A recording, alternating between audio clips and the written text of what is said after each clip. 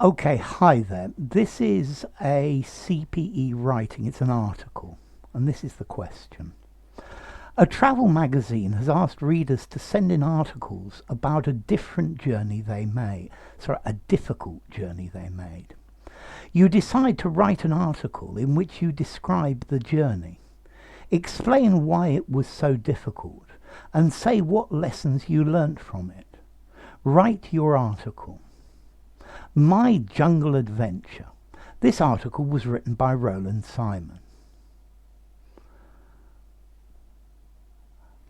I have made a difficult journey in my life, and I consider it as a once-in-a-lifetime experience. I learned many things from this adventure. So I have made a difficult journey in my life. This A makes it difficult because here I think my life has been a difficult journey. My whole life has been a difficult journey, and this may be true, but it's not. It's not what you mean. Let's see what you need. I've made one difficult journey in my life, and I consider it as. I would say either I consider it as one. So first thing we need is as A. I consider it a once in a lifetime experience. I think maybe I would consider it to B. Just sounds better. I consider it to be a once in a lifetime experience. I learnt many things from this adventure. I had booked my jungle trip online in advance at the travel agency, namely The Wild Journey. Okay, so I had booked. Okay, you could use the had. I think I'm just keep it simple. I booked my jungle trip online. I booked my jungle trip online in advance. So online in advance. I booked my jungle trip online in advance. I want to put I booked my jungle trip in advance online at the travel agency, namely The Wild Journey. I think I'm going to put an A here instead.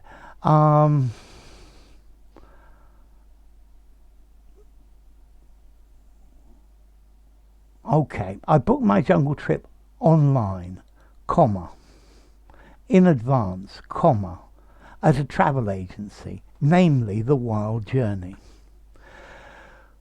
My group was impatiently waiting at the entrance of the national park. The entrance of, I would probably say two, but of's not wrong. Facing towards the, so my group was impatiently waiting at the entrance to the national pass, facing, no towards, the vast expanse of wilderness. So excited was I, because it was my first jungle adventure. Very good. You've got this one right this time. Congratulations. The entire group stood just a few meters from the perilous and unpredictable jungle. We could not have imagined what awaited, silly mistake, us behind the gate. And also, I like this semicolon use. It's great. We were waiting for a telephone call in vain. Yeah. Okay, we were waiting for a telephone call in vain. Let's see. This isn't wrong, but why were you waiting for a telephone call? I guess you were waiting for a telephone call to call it off. Yeah.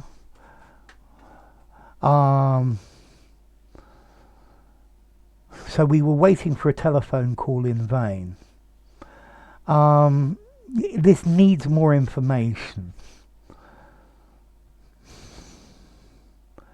So yeah, we were, so let me change it then. We were hoping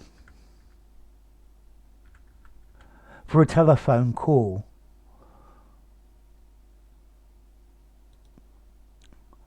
to cancel our adventure, but in vain. We were hoping. Okay, this sentence, it needs some sort of cohesion with the rest of it. Okay, all of a sudden our guide appeared and introduced himself to the team. He was Luiz, a local person. You don't need the word person, a local, who claimed that he knew the jungle like the palm of his hand. Good word, good phrase. He learnt social anthropology in a university. So learnt. He had studied social anthropology at university. He explained the basic rules and distributed some necessary medicine among the members prior to So you need to get this right.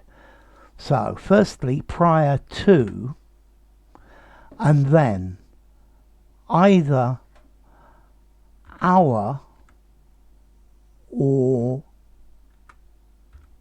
us setting off. Preposition, object or possessive pronoun, verb in ing. Among the members, among our members, prior to our setting off. Among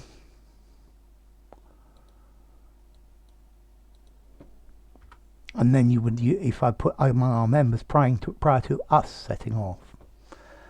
Under no circumstances, so this is the inversion, should you forsake the group. I think forsake's a bit heavy. Leave the group. Stray from the group. Forsake is, he forsook his wife and 3 children. Yeah, the Lord forsook me in a very difficult situation. The tone is wrong. Under no circumstances should you stray from the group.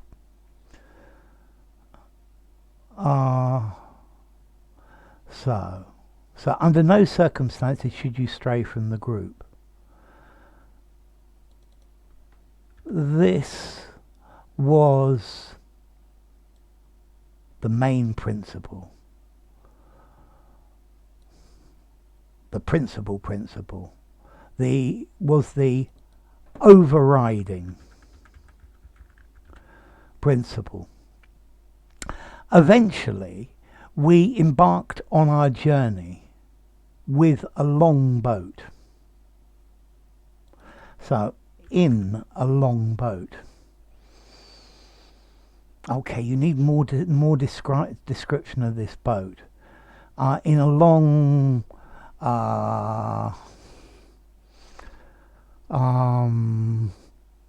native boat. In a long native boat. While we were gliding peacefully down the river, we were listening to our guides' indigenous people's fables. So do this in a different way. We were listening to our guide telling fables of the indigenous people.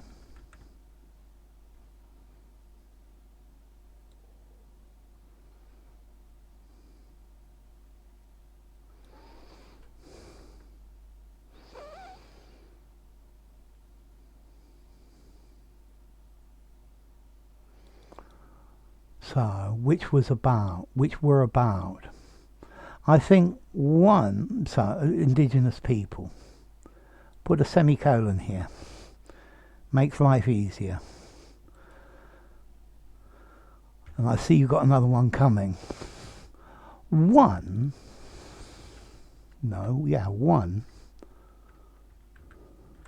was about a prodigal. A prodigal. A prodigal child. Child. Prodigal is more common as an adjective. A boy who, and you've done this again, who was disappeared. No, a boy who disappeared during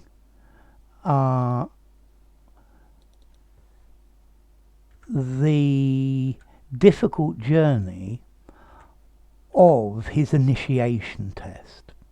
He later came back, but he was not the same. I like that with 3 semicolons. We were overwhelmed by the uniquely shaped trees on the riverbanks. Before we reached the shore, we caught a glimpse of a huge snake. You don't need a semicolon. Of a huge snake slithering into the water. This reads on very nicely. We spent the night in stilt houses over the murky whispering river. I love this. This is very literary. I woke up in the middle of the night. So I was woken up in the middle of the night by a loud scream. I woke up in the middle of the night to a loud scream. My whole body was shivering. Great. Such eerie the loud cry was. So, such an eerie loud cry was it, that I was not able to go back to sleep. A predator might have been lurking around.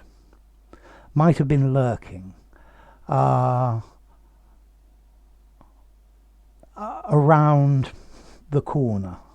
A predator might have been lurking around. Yes, you can end it with this hanging preposition. I think I would probably say a predator might have been lurking. Let's do something to make it more easier. Under my bed. The next day we continued our trip on foot. Wandering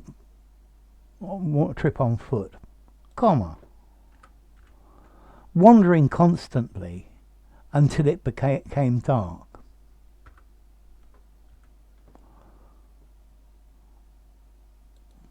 Then we became suspicious.